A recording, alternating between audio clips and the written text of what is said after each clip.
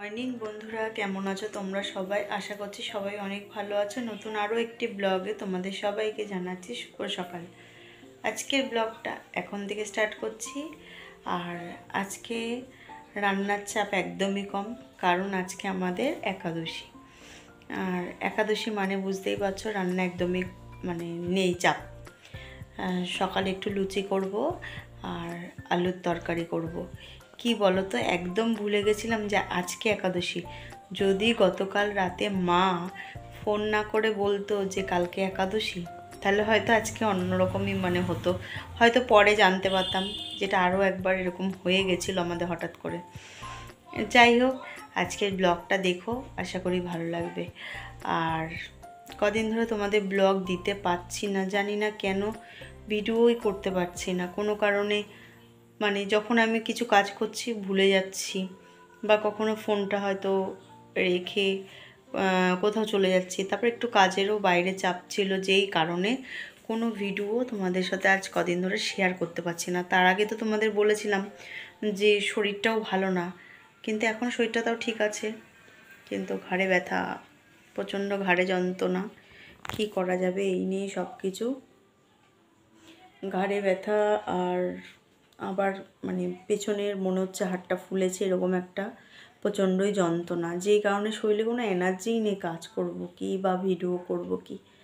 যাই হোক বন্ধুরা, সারাদিনে ব্লগটা দেখো, ভালো লাগবে। আর এখন চলো দেখাই আজকে একাদশীতে কি কি করেছি। চলো, এই দেখো সকালে আজকে করেছি লুচি। এইটা 3 কোনা করে কেটে করেছি। এই লুচি স্টাইলটা আমি এক দিদিভাইয়ের থেকে শিখেছিলাম, তাই দেখে বেশ সহজেই হয়ে যায়, তাড়াতাড়ি। লুচি করেছি আর করেছি আলুর তরকারি। আর লুচিটা এটা দেখো আমার বরের জন্য বেড়েছি। এদিকে মেয়ে দেখো স্কুল যাবে বলে রেডি হয়ে গেছে, ও আজকে আমাদের সাথে লুচি তরকারি খেয়েই থাকবে বলেছে। এইদিকে দেখো বাসন মাজা কমপ্লিট করে রেখেছি। আর এই যে জামা কাপড়গুলো দেখছো, আজ কদিন ধরে মানে এখানে আরও জামা কাপড় ছিল। এবার যেহেতু বৃষ্টি হচ্ছে রোজই কম বেশি, সেই কারণে সব জামা কাপড় কাচতে পারছি না। এত জামা কাপড় ঘরে মেলবো কী করে, আর ভিজে তো থেকেই যায়। বর্ষার দিনে যেটা হয় মানে চট করে জামা কাপড় শুকোয় না, হাওয়া নেই। আর রোজই কাচ্ছি, কম বেশি করে রোজ কেচে কেচে এখনও এই যে এই জামা কাপড়গুলো রয়েছে। এখানে বিছনার চাদর, বালিশের খাবার সব তোলা রয়েছে। জানি না কবে কাচবো, কবে রোদ উঠবে। প্রতিদিনের রোজের যেই জামা কাপড় সেগুলো কেচেই রোজ মানে শেষ হয়ে যাচ্ছি। আর যাই হোক বন্ধুরা, চলো এখন কাজ করি। জল চলে এসেছে, অল্প কটা কাচবো আর কটা রেখে দেব, রোদ উঠুক তারপরে। কেন বলো তো, বিছনা চাদরগুলো তো চট করে শুকোয় না, ওই কারণে। আর ঘরে তোমাদের দাদাভাই একদম জামা কাপড় ভেজা মেলতে দিতে চায় না, যেই কারণে আরও বেশি মানে জামা কাপড় শুকোচ্ছে না, বারান্দায় পুরো ভর্তি। চলো দেখাচ্ছি, বারান্দায় দেখো জামা কাপড়। এই দেখো এত জামা কাপড় বারান্দায় মেলা রয়েছে। এইগুলো গতকাল কেচেছি, এইগুলো জল ছেঁকে গেছে, একটু পাখার তলায় দিলে শুকিয়ে যাবে, কিন্তু তোমাদের দাদাভাই একদমই দিতে দেয় না, তাই ভাবছি আজকে দুপুরে দিয়ে দেব। এইদিকে দেখো আবার বৃষ্টি নেমেছে, সকাল থেকেই মেঘ হয়ে রয়েছে, জানি হয়তো বৃষ্টি হবে। ঠিক দেখো এখন শুরু হয়ে গেছে। আর যখনই ভাবি একটু কেচে বাইরে মেলবো, আর তখনই বৃষ্টি শুরু হয়ে যায়। আর এখন তো এরম হবে স্বাভাবিক কথাই, কারণ এখন আষাঢ় শ্রাবণ, এই 2 মাস হলো বৃষ্টিরই দিন। আকাশটা মেঘলাই থাকবে, আর এখন তো শুনছি টানাই বৃষ্টি হবে। দেখো বন্ধুরা, স্নান করে চলে এসেছি। আর আজকে তো জামা কাপড় কাচতেই পারলাম না, কারণ বাইরে বৃষ্টি পড়ছে। ভাবলাম আজকে কেচে লাভ নেই, আগের দিনে যেই ভেজাগুলো রয়েছে সেগুলো খাটের স্ট্যান্ডে দিয়েছি। চলো তোমাদেরকে দেখাই। এই দেখো, দেখতে পাচ্ছ, এই ঘরে সবগুলো মেলে দিয়েছি, কারণ বৃষ্টি হচ্ছে বাইরে।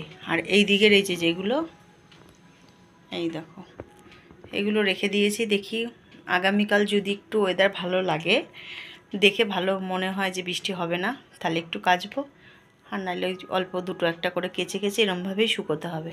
খাটের স্ট্যান্ডে মেলে দিয়েছে, কারণ পুরো পাখা যখন চালাবো তাহলে কি হাওয়াতে শুকিয়ে যাবে। এগুলো জল ছেঁকে গেছে, আধ শুকনো হয়েছে, আর হাওয়াতে ভালোভাবে শুকিয়ে যাবে।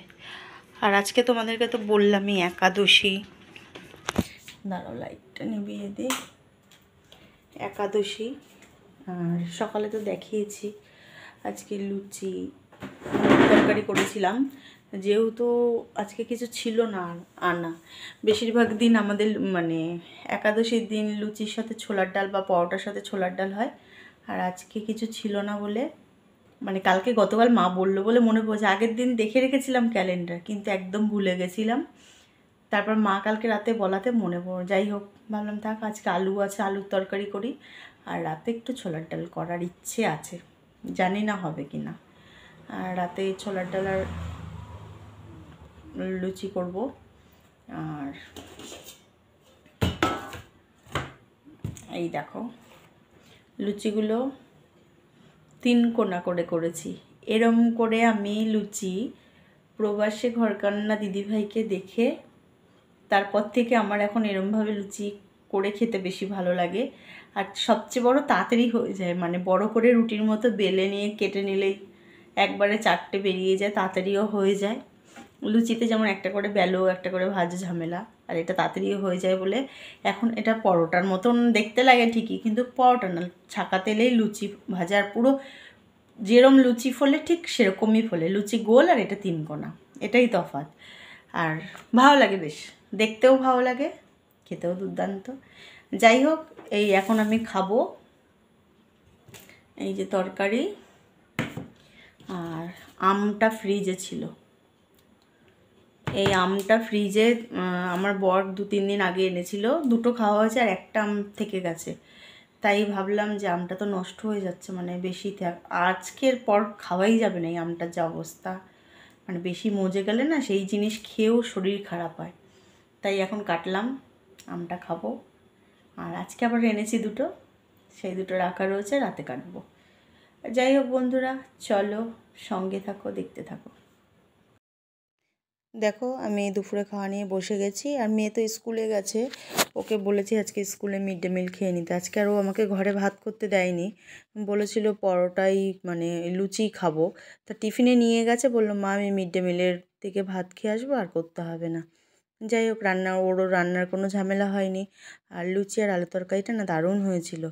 যাই হোক বন্ধুরা, আজকের ব্লগটা এখানেই শেষ করছি। কেমন লাগলো কমেন্ট করে জানিও, ভালো লাগলে একটা লাইক করো, শেয়ার করো। আর যারা এখনও পর্যন্ত চ্যানেলটি সাবস্ক্রাইব করোনি তাদের কাছে অনুরোধ রইল চ্যানেলটি সাবস্ক্রাইব করে পাশে থাকার জন্য। আর আমার ভিডিও তোমাদের কাছে কেমন লাগে সেটা অবশ্যই কমেন্ট বক্সে জানিও। তোমরা কী ধরনের ভিডিও দেখতে চাও সেটাও জানিও। তাহলে দেখা হবে নতুন আরও একটি ব্লগে। ততক্ষণ তোমরা সবাই সুস্থ থেকো, ভালো থেকো, সবাইকে টাটা।